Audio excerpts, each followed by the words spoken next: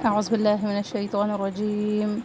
بسم الله الرحمن الرحيم. أفتطمعون أن يؤمنوا لكم وقد كان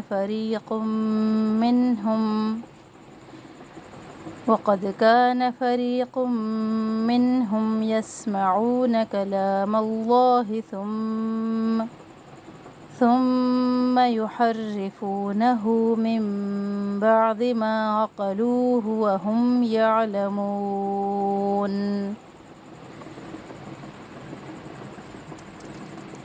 وإذا لقوا الذين آمنوا قالوا آمنا وإذا خلا بعضهم إلى بعض قالوا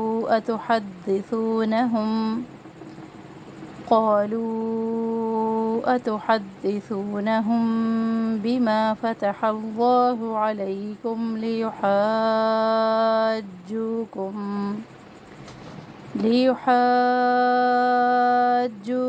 به عند ربكم أفلا تعقلون. السلام علیکم ورحمۃ اللہ وبرکاتہ. سورۃ البقرہ آیت نمبر 75 اور 76 کی تطبیق. افتطمعون، تا اور طوا ایک ساتھ ہیں تو ہم آواز الفاظ ہیں. پھر طوا موٹا ہے، دونوں کو پڑھتے ہوئے وضاحت کرے کہ تا اور طوا، تا تو اور طوا کے اوپر کلکلا بھی. عو و مدہ این یؤمنو ادغام کر رہے ہیں یہاں پر. یو حمزہ پہ جھٹکا، نو و مدہ، وقد دال پر قلقلہ، کانا الف مدہ، نون کا زبر لمبا نہ کرے. فریق منہم، ری یا مدہ، قم ادغام کر رہے ہیں یہاں پر. منہم نون کا اظہار. یسمعون سین میں سختی اور سیٹی. عو و مدہ، نون کا زبر لمبا نہ کرے. کلام اللہ، اب کلام میں الف مدہ ہے، اس کو کلام اللہ نہیں پڑھنا، کلام اللہ، اور اس میں ڈالے کو ہم نے پور پڑھنا ہے. ثم میم مشدد غنہ. یحرفونہ، حری رو پہلے موٹی پھر باریک. فو و مدہ، ہو الٹا پیش، و مدہ کے مقام. من بعد نون ساکن کے بعد با اقلاب کا قاعدہ. ما الف مدہ، عقلو واو مدہ، عین اور قاف دونوں کا واضح کر کے ادا کرے. عقلوہ وہم یعلمون، مو و مدہ آخر میں مد عارض سکون. وَإِذَا الف مدہ، لَقُوا الَّذِينَ قاف پیش کو لام تشدید سے ملانا ہے. تو عربی کا قاعدہ ہے کہ حرکت کے بعد جب ساکن آ جائے تو اس کے درمیان جتنے بھی حروف ہوتے ہیں وہ سائلنٹ ہو جاتے ہیں. تو ہم نے اس کو لَقُوا الَّذِينَ پڑھنا ہے، قاف پیش کو لام تشدید سے ملانا ہے. ذی یا مدہ، نون کا زبر لمبا نہ کرے. آمنو کڑھا زبر الف مدہ کے مقام. نو و مدہ. قالو، لو یہاں پہ وامدہ بھی ہے اور یہاں پہ مد منفصل بھی ہے. قالو ایک کلمہ ہے، آمنا دوسرا کلمہ ہے. آمنا مشدد غنہ الف مدہ. وَإِذَا الف مدہ. خلا الف مدہ. بعضهم ضاد کو موٹا پڑھنا ہے. إِلَى بعض تنوین کے بعد قوف، یہاں پہ ہم نے اخفا کرنی ہے اور موٹا اخفا ہے. قالو، قا الف مدہ، لو و مدہ، اور یہاں پہ بھی مد منفصل جائز.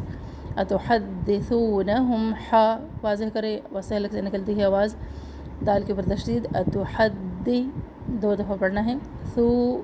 سا کو انتہائی نرمی سے ادا کرے. نہم جمیم ساکن کے بعد یہاں پہ با ہے، تو یہاں پہ ہم رکیں گے ایک الف کے برابر اور یہاں پہ ہم اخفا کریں گے. یہ بھی اخفا ہے، پیچھے بھی ہم نے قالو یہاں پہ بھی اخفا پڑھا، وہ تھا نون ساکن اور تنوین کا اخفا. یہاں پہ ہے میم ساکن کے بعد جب با آ جائے یہاں پہ بھی ہم اخفا کرتے ہیں اور اس اخفا کو کہتے ہیں اخفاء شفوی. بما الف مدہ. فتح اللہ، اس میں جلالہ کو پر پڑھنا ہے. علیکم لیلین. لیحاجوکم، یہاں پہ ہے مد لازم. مد لازم کو 4 الف کے برابر لمبا کیا جاتا ہے.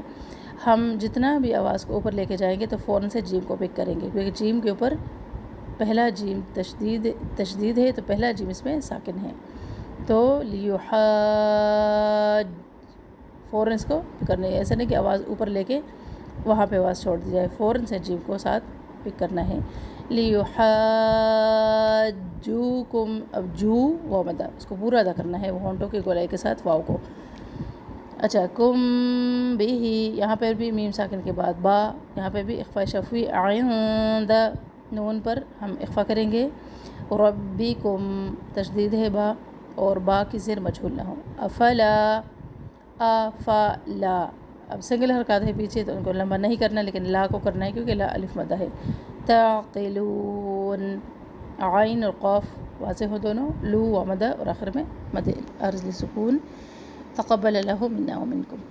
نحمدہ ونصلی علی رسولہ الکریم، اما بعد فاعوذ باللہ من الشیطان الرجیم، بسم اللہ الرحمن الرحیم. رب اشرح لی صدری ویسر لی امری واحلل عقدۃ من لسانی یفقہوا قولی واجعل لی وزیرا من اہلی. اللہم فقہنا فی الدین، رب زدنی علما، رب یسر ولا تعسر وتمم بالخیر. انشاءاللہ آج ہم سورہ البقرہ کی آیات 75 اور 76 کو سمجھیں گے. پہلے آغاز کرتے ہیں ترجمہ اور روٹ ورڈز پہ. اعوذ باللہ من الشیطان الرجیم. افتطمعون، کیا پھر تم لالچ رکھتے ہو، کیا پھر تم طمع رکھتے ہو، این یہ کہ یؤمنو وہ ایمان لے آئیں گے، لکم تمہارے لیے، وقت اور تحقیق، کانا ہے، فریقن ایک گروہ، ایک جماعت، منہم ان میں سے، یسمعون وہ سنتے ہیں کلام اللہ اللہ کا کلام، ثم پھر یحرفونہ وہ تحریف کر دیتے ہیں، من بعدی اس کے بعد، یحرفونہ وہ تحریف کر دیتے ہیں اس میں، من بعدی اس کے بعد، ما جو عقلوہ انہوں نے سمجھا، وہم اور وہ، یعلمون وہ اس کو جانتے ہیں. اس میں نیا لفظ ہے افتطمعون. آ جو ہے سوالیہ ہے، استفہامیہ، اور اس کے بعد فا کا مطلب پھر یا پس، تو ہم بہت دفعہ پڑھ چکے ہیں. تطمعون تم طمع رکھتے ہو، تم لالچ رکھتے ہو. دل میں کسی امید کا پیدا ہو جانا، اس کا روٹ ہوتا ہے تو میم عین. لالچ اور حرص کے معنوں میں استعمال ہوتا ہے، اور یہاں پہ امید کے معنوں میں آیا ہے کہ دل میں امید کا پیدا ہو جانا، دل میں لالچ پیدا ہو جانا، مثبت پہلو میں یہاں پہ آیا ہے. فریقن، فا را قوف روٹ ہے اس کا. فریقن ایک گروہ اور یا ایک جماعت، اور یہاں پہ علماء یہود مراد ہیں اس سے. اور یسمعون وہ سنتے ہیں، سین میم عین اس کا روٹ ہے، اور اس کا مطلب ہوتا ہے سننا، سماعت بھی ہے، سننا بھی اسی سے ہوتا ہے. پھر اس کے بعد یحرفونہ، ہا را فا اس کا روٹ ہے. یحرفونہ بدل دیتے ہیں اس کو، پھیر دیتے ہیں اس کو، تبدیل کر دیتے ہیں اس کو. حرفہ کسی چیز کے کنارے کو کہتے ہیں، اور کنارہ موڑ دینا، گویا اصل بات سے، اصل محل سے بات کو بدل کر کچھ کا کچھ کر دینا.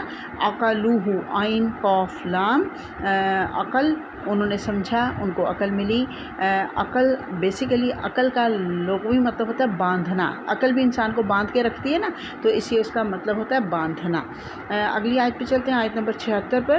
وَإِذَا اور جب، لَقُوا الَّذِينَ وہ ملاقات کرتے ہیں، آمنو جو ان لوگوں سے جو ایمان لائے، قالوا وہ کہتے ہیں، آمنا ہم ایمان لے آئے. وَإِذَا اور جب، خلا الگ ہوتے ہیں، علیحدہ ہوتے ہیں، بعضهم بعض ان میں سے، الی بعض بعض کی طرف، قالوا وہ کہتے ہیں، اتحدثونہم کیا تم باتیں بتاتے ہو ان کو، بما بوجہ اس کے جو، فتح اللہ کھول دی اللہ نے، علیکم تمہارے اوپر، لیحاجوکم تاکہ وہ جھگڑا کریں تم سے، بھی ساتھ اس کے، عند ربکم تمہارے رب کے پاس. افلا تعقلون کیا بھلا تم عقل نہیں رکھتے، کیا تم عقل سے کام نہیں لیتے، کیا بھلا نہیں، افلا کیا بھلا نہیں، کیا پھر نہیں، کیا پس نہیں، تعقلون تم عقل استعمال کرتے. لقو نیا لفظ ہے، لام کاف یا روٹ ہے اس کا. لقو کہتے ہیں ملاقات کرنا، ملنا. پھر خلا، خا لام واو روٹ ہے. خلا ہوتا ہے علیحدہ ہو جانا، الگ ہو جانا. خلوت بھی اسی سے ہے، اسی روٹ سے، اور خلا بھی اسی سے ہے. یہ جو ہماری اوپر خلا ہے نا، یہ ہم سے الگ ہے نا، اس لیے اس کو خلا کہتے ہیں کہ یہ دنیا سے الگ، ایک زمین سے الگ ہوتی ہے، اس لیے یہ خلا ہوتی ہے. پھر اتحدثونہم، ہا دال سا اس کا روٹ ہے. تم کہتے ہو، حدث ہوتا ہے حدیث ہوتا ہے بات، تحدثون بات بتانا، تم بتاتے ہو، تم کہتے ہو، یعنی تم بات کو بیان کرتے ہو۔ پھر وہی جیسے پیچھے ہم نے پڑھا، آ جو ہے اس میں استفہامیہ ہے، سوالیہ ہے۔ پھر فتح، فاتح روٹ ہے اس کا۔ فتح ہوتا ہے کھولنا، ظاہر کرنا، کسی بند چیز کو کھولنا۔ وہ مسجد میں داخل ہونے کی بھی دعا یہی ہے نا، اب وہ جو ہم کرتے ہیں کہ اس کے دروازے اللہ تعالیٰ ہمارے لیے کھول دے، مسجد میں داخل ہونے کے لیے بھی ہم دعا پڑھتے ہیں جو۔ پھر لیحاجوکم، ہا جیم جیم اس کا روٹ ہے۔ حاجہ دراصل کہتے ہیں دلیل سے جھگڑا کرنا، حجت ہے اصل میں، یہ حجت سے ہے، حجت کے ساتھ کسی کے ساتھ جھگڑا کرنے کو یحاجوکم کہا جاتا ہے۔ وآخر دعوانا ان الحمد للہ رب العالمین۔ اعوذ باللہ من الشیطان الرجیم، بسم اللہ الرحمن الرحیم۔ سورہ البقرہ کی آیات 75 اور 76 کو سمجھتے ہیں۔ آیت 75 میں اللہ تعالیٰ فرما رہا ہے افتطمعون ان یؤمنوا لکم، کیا تم طمع رکھتے ہو، لالچ رکھتے ہو، امید رکھتے ہو کہ وہ ایمان لے آئیں گے تمہارے لیے۔ مسلمانوں سے خطاب ہے یہاں پہ کہ کیا تم امید رکھتے ہو کہ یہود اور خاص طور پر علماء یہود ایمان لے آئیں گے، حالانکہ ان میں ایسے لوگ موجود ہیں، ان میں ایک گروہ ایسا موجود ہے جو اللہ کا کلام سنتا ہے اور اسے سننے کے بعد بدل دیتا ہے۔ بنی اسرائیل سے خطاب کے دوران ہی اللہ تعالیٰ مسلمانوں سے مخاطب ہو رہے ہیں۔ اب دیکھیے یہاں مسلمانوں سے کہا جا رہا ہے کہ تم جو ان علماء یہود سے امید لگا کر بیٹھے ہو کہ یہ ایمان لے آئیں گے، اگرچہ یہ درست بات ہے کہ مسلمانوں سے پہلے تو وہی مسلمان تھے نا، اہل کتاب تھے، اور ان کی کتاب میں محمد صلی اللہ علیہ وسلم کا ذکر بھی تھا۔ مسلمان جب ہجرت کر کے مدینہ آئے تھے تو یہاں یہود کے 3 قبائل آباد تھے، بنو نذیر، بنو قریظہ اور بنو قینقاع، اور تورات میں نبی صلی اللہ علیہ وسلم کی آمد کا ذکر تھا، آپ صلی اللہ علیہ وسلم کی نشانیوں کا ذکر تھا، اور آپ صلی اللہ علیہ وسلم کے مدینہ میں آباد ہونے کا بھی ذکر تھا۔ یہود کے قبائل دراصل آپ صلی اللہ علیہ وآلہ وسلم کے انتظار میں ہی ہجرت کر کے مدینہ میں آباد ہو گئے تھے، اور مشرکوں سے یہ یہود کہا کرتے تھے کہ جب نبی آخر الزمان یعنی محمد صلی اللہ علیہ وسلم تشریف لائیں گے تو ہم اس نبی کے ساتھ مل کر تم سے جنگ کریں گے۔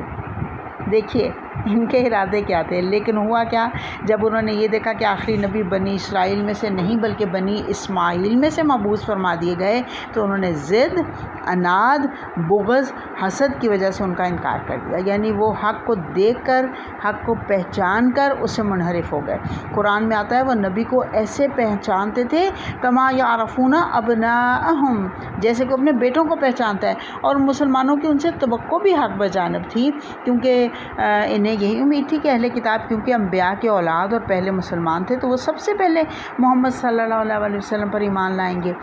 تورات میں ان سے محمد صلی اللہ علیہ وسلم پر ایمان لانے اور ان کی مدد کرنے کا وعدہ لیا گیا تھا، اور ان سے اللہ نے وعدہ کیا تھا کہ اگر یہ اپنا وعدہ نبھائیں گے تو اللہ بھی اپنا وعدہ نبھائے گا کہ ان کو خوب نعمتیں دے گا۔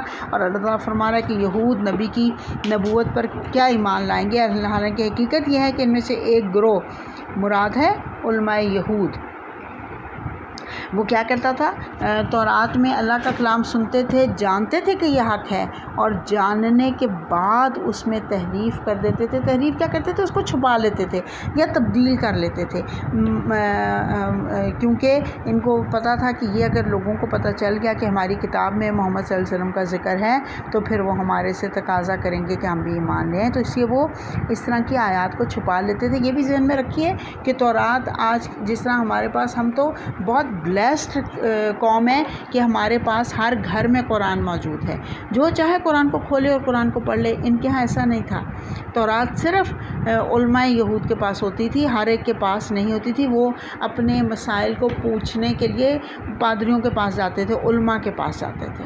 تو یہ جو مکہ ہے اس کا پرانا نام بکہ تھا، انہوں نے بکہ کو بکہ کر دیا، اور بکہ فلسطین کا ایک شہر ہے۔ اس طرح سے یہ تحریف جو کرتے تھے نا، انہوں نے بکہ کو بکہ کر دیا، کیونکہ بکہ فلسطین کا، انہوں نے کہا وہاں سے آئے گا نبی جی، یہ جو ہماری کتاب میں لکھا ہوا ہے نا، یہ بکہ نہیں لکھا ہوا ہے بلکہ یہ بکہ لکھا ہوا ہے۔ اسی طرح سے مروہ پہاڑی کا نام بدل کر انہوں نے موریا کر دیا تھا۔ اسی طرح سے یہ الفاظ کے ہیر پھیر سے بہت کچھ بدل ڈالتے تھے۔ مدینہ کے مسلمانوں کو ان یہودیوں سے امیدیں تھیں۔ اللہ تعالیٰ فرما رہے ہیں کہ یہ کیا ایمان لائیں گے، ان سے توقع نہ رکھو۔ انہوں نے تو اپنی کتاب کے ساتھ یہ سلوک کیا کہ نبی کی آمد کی نشانیاں تک چھپا لی تھیں، یعنی یہ بہت ہی سخت دل لوگ ہیں۔ انہوں نے بڑے بڑے معجزے اپنی آنکھوں سے دیکھے لیکن ان کے دل نہ پگھلے۔ اللہ نے جہاد کا حکم دیا تو انہوں نے موسیٰ کو کہا کہ تم اور تمہارا اللہ جا کر لڑو، ہم نہیں لڑ سکتے۔ تورات کو بھی نہیں مانا، کہا جب تک اللہ خود ہم سے کلام نہیں کرے گا ہم نہیں مانتے۔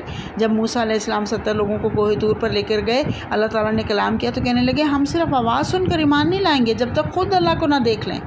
سب ہلاک کر دیے گئے۔ اس گستاخی پر پھر موسیٰ نے دعا کی تو سب کو اللہ نے زندہ کر دیا، یعنی یہ اللہ اور رسول کی نافرمانی میں ہر حد پار کر جاتے تھے۔ یہ بتانے کا مقصد یہ ہے، یاد دہانی کرا رہی ہوں، یہ پورے واقعات ہم پڑھ آئے ہیں۔ ان کا طریقہ یہ تھا، ان کا پرانا وتیرہ تھا۔ تو کہا جا رہا ہے کہ یہ اللہ پر اور رسول صلی اللہ علیہ وسلم پر کیا ایمان لائیں گے، آپ صلی اللہ علیہ وسلم کی نبوت کو کیا مانیں گے۔ انہوں نے تو اپنے نبی اور اپنے رسول کا یہ حال کیا تھا، اپنی کتاب کا یہ حال کر لیا تھا۔ ان سے کوئی اچھی امید نہ رکھو، یہ کلام کو تبدیل کرنے والے لوگ ہیں۔ اور اللہ فرما رہا ہے آیت نمبر 76 میں، وَإِذَا، اور جب، لَقُوا الَّذِينَ آمَنُوا، جب وہ لوگ ملاقات کرتے ہیں ایمان لانے والوں سے، قالوا، وہ کہتے ہیں آمنا، ہم ایمان لے آئے ہیں۔ بنی اسرائیل کی ایک اور چال کا ذکر ہے یہاں پہ کہ جب مسلمانوں سے ملتے تو کہتے کہ ہم ایمان لے آئے ہیں، اور جب علیحدہ ہوتے اپنے جیسے ساتھیوں کی طرف تو انہیں یقین دلاتے کہ ہم دل سے تمہارے ساتھ ہیں۔ دل میں یہ سمجھتے تھے کہ یہ نبی جو بنی اسماعیل میں آیا ہے یہ سچا نبی ہے، لیکن یہ نبوت بنی اسرائیل کے لیے ہے۔ یہ جھوٹا دعویٰ کر کے مسلمانوں کو گمراہ کرنے کے لیے یہ چالیں چلتے تھے۔ ان منافقین اور یہودیوں کا ذکر ہے کہ جو جاسوسی کے لیے یا وقتی فائدوں کے حصول کے لیے مسلمان بن جاتے تھے، زبان سے کلمہ پڑھ لیتے تھے لیکن دل سے ایمان نہیں لاتے تھے۔ یہودی یہ کرتے کہ صبح ایمان کا، اسلام کا اظہار کر دیتے اور شام کو دوبارہ کافر بن جاتے، اور لوگوں سے کہتے ہم تو ایمان لے آئے تھے لیکن ہم نے اسلام میں کوئی خیر ہی نہیں دیکھی۔ ان حالات میں آپ صلی اللہ علیہ وسلم نے فرمایا کہ مدینہ میں ہمارے پاس صرف ایمان والے آئے، ہماری جو مجلس ہیں ان میں ایمان والے آئے، تو انہوں نے کہا ہم ایمان لے آئے ہیں، یعنی یہ بھی ایک چال تھی۔ اس طرح سے یہ لوگ منافقین بن گئے تھے دراصل، یعنی جھوٹا دعویٰ کرتے، چالیں چلتے تھے اور مسلمانوں کو اس طرح سے نقصان پہنچانے کی کوششیں کرتے تھے۔ اپنے ساتھیوں کے پاس جاتے اور ان کو کہتے، اپنے علماء کے پاس جاتے اور انہیں کہتے کہ تم مسلمانوں کی وہ باتیں کیوں بتاتے ہو جو اللہ نے تمہارے اوپر کھولی ہیں، یعنی تورات میں جو نبی صلی اللہ علیہ وسلم کی قیامت کی خبر دی گئی ہے وہ مسلمانوں کو کیوں بتاتے ہو؟ اگر تم بتا دو گے تو قیامت کے دن یہ تمہارے خلاف گواہی دیں گے، تمہارے خلاف حجت قائم کریں گے۔ کتنی غلط سوچ تھی، گویا اللہ کو علم نہیں ہے، نعوذ باللہ، اور یہ مسلمان اللہ کے سامنے تمہارے خلاف گواہی دیں گے تو اللہ یہ تو جانتے تھے ہمارے نبی کے بارے میں اور پھر بھی یہ ایمان نہیں لائے۔ یہ گویا کہ یہ کہہ رہے تھے کہ اللہ کے سامنے ان کو حجت دے رہے ہو کہ مسلمان وہاں پہ کہیں گے اللہ کے سامنے کھڑے ہو کے کہ اللہ یہ تو پہچانتے تھے ہمیں، ہمارے نبی کو، لیکن پھر بھی یہ ایمان نہیں لائے، اس لیے تم ان کو مت بتاؤ کہ ہماری کتاب میں حضرت محمد صلی اللہ علیہ وسلم کے بارے میں، قرآن کے بارے میں جو نشانیاں ہیں وہ مت بتاؤ۔ یاد رکھیے اللہ کو کلی علم ہے، ان کی سرگوشیوں اور ہیلے بہانوں کا اللہ کو خوب علم ہے۔ آخر میں کہا جا رہا ہے کہ کیا تم عقل سے کام نہیں لیتے؟ جیسے کہ یہ لوگ آپس میں ایک دوسرے کو کہا کرتے تھے کہ کیا تم عقل سے کام نہیں لیتے کہ ان مسلمانوں کو اپنے خلاف حجت بتانے کے لیے اپنی کتاب اور تورات کی باتیں ان کو بتاتے ہو؟ تو اللہ پوچھ رہا ہے کیا اللہ تمہارے رازوں کو نہیں جانتا؟ کیا تم عقل سے کام نہیں لیتے؟ ہمارے ہاں بھی آپ دیکھیے یہ ہوتا ہے ہمارے ہاں بھی کہ جب ہمیں کسی چیز کا پتہ نہیں ہوتا نا تو ہم کسی پڑھے لکھے کے پاس جاتے ہیں پوچھنے کے لیے۔ تو ان کے ہاں بھی نا 3 ایک طرح سے گروپ بن گئے تھے یہودیوں کے درمیان۔ ایک امی تھے، یعنی عام یہودی تھے جن کے پاس کتاب نہیں تھی، میں نے بتایا نا کتاب صرف پادریوں کے پاس تھی، علماء کے پاس تھی، ان کے پاس کتاب نہیں تھی، وہ اپنی ہر بات پوچھنے کے لیے علماء کے پاس جاتے تھے۔ وہ امیوں کا گروہ تھا جو لا علم تھا، جن کو پتہ نہیں تھا، جن کے پاس پہنچا ہی نہیں تھا علم۔ اور دوسرا جو ہے وہ یہودی علماء کا گروہ تھا، نہیں، ایک درمیان میں تیسرا گروہ تھا جو منافقین کا گروہ تھا، جو وہ دنیا پرست لوگ تھے، چاپلوس لوگ تھے یہودیوں میں سے، وہ لوگ جو وقتی فائدے کے لیے اسلام کا اظہار کر دیتے تھے اور پھر جاتے تھے، جب وقت دیکھتے تھے کہ بس اب اس کا فائدہ ختم ہو گیا تو پھر وہ دوبارہ، یعنی صبح اسلام لاتے تھے، رات کو اسلام کا انکار کر دیتے تھے۔ یہ منافقین کا گروہ بن گیا تھا۔ اور تیسرا گروہ تھا علماء کا گروہ، ان کے جو پادری تھے ان کا گروہ تھا۔ ان میں سے جو یہودی علماء کا گروہ ہے وہ باتوں کو چھپاتا تھا، یہودی جو منافقین ہیں وہ باتوں کو پھیر دیتے تھے، وہ کچھ کا کچھ بنا دیتے تھے، صبح اسلام لاتے شام کو بدل دیتے تھے، اور جو امی تھے بیچارے ان کو پتہ ہی نہیں تھا، ان کو جو علماء کہتے تھے وہ ان کے پیچھے پیچھے لگ جاتے تھے۔ ہمارے ہاں بھی آپ دیکھیے یہی رواج ہے کہ سستی نجات کے سستے نسخے ہمارے ہاں عام ہو گئے۔ ہم کیا کرتے ہیں، وہ کر کے نا دنیاوی کام کر کے، برے کام کر کے، اور ہم چلے جاتے ہیں مولوی صاحب کے پاس کہ بس مولوی صاحب ہمیں کوئی ایسا نسخہ بتا دیں، کوئی ایسا وظیفہ بتا دیں کہ بس ہماری نجات ہو جائے۔ ہم یہ جو دین کے ٹھیکیدار بنے ہوئے نا، ان سے ہم ان کو نذرانے دے کر اور ان سے ہم سستی نجات کے نسخے ڈھونڈتے ہیں۔ یاد رکھیے یہ قرآن جو ہے یہ ہر ایک مسلمان کے لیے آیا ہے۔ ہمیں قرآن پڑھ کر اپنے مسائل کا حل ڈھونڈنا ہے۔ ہمیں اگر کہیں پہ کوئی کنفیوژن ہے تو سچے علماء کے پاس جانا ہے، درست علماء کے پاس جانا ہے۔ مولوی صاحبان جو مسجدوں میں بیٹھے ہوئے ہیں اور نذرانے لے رہے ہیں، ان کے پاس جا کے سستے نسخے نہیں ڈھونڈنے۔ سب سے سستا نسخہ یہ ہے کہ جائے نماز بچھائیں، 2 نفل پڑھ کے حاجت کے اللہ سے رو کے مانگ لیجئے جو مانگنا ہے۔ معافی مانگنی ہے تو معافی مانگ لیجئے، استغفار مانگنی ہے استغفار مانگ لیجئے، اپنے گناہوں کا اعتراف کیجئے اور اللہ سے معافی مانگ لیجئے۔ یقیناً اللہ راضی ہو کے ہم سب کے گناہوں کو معاف کر دے گا۔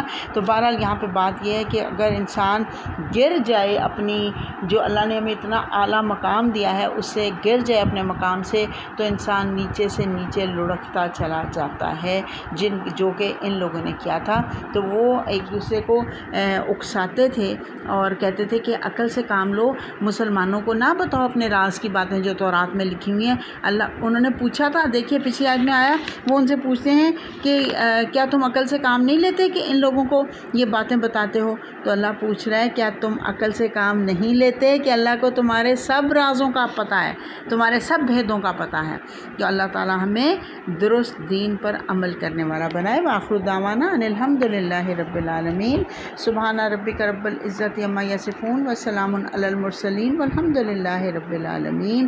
سبحانک اللہم وبحمدک نشہد ان لا الہ الا انت نستغفرک ونتوب الیک۔ اللہم ارزقنی التفکر والتدبر بما یتلوہ لسانی من کتابک والفهم لہ والمعرفة بمعانیہ والنظر فی عجائبہ والعمل بذلک ما بقیت انک علی کل شیء قدیر۔